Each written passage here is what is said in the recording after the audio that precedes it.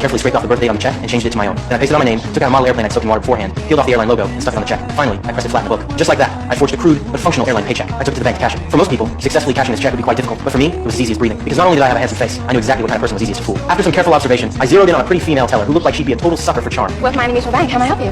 My name is Frank Taylor. I'm a co-pilot for Pan Am. I'd like to cash this check here, and then I'd like to take you out for a steak dinner.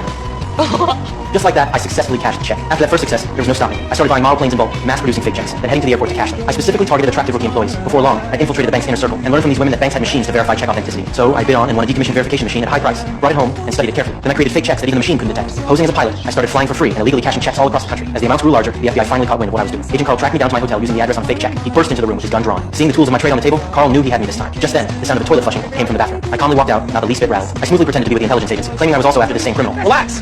You're late, alright? My name's Alan, Barry Allen, United States Secret Service. Your boy just tried to jump out the window. My partner has him in custody. What are you doing? Carl didn't buy it at first, but seeing how composed I was and watching me hand over my entire wallet for inspection, he started to have doubts. Just as Carl was about to open the wallet, I stopped him and pulled him over to look out the window. Look out the window. My partner's walking into the car as we speak. Look.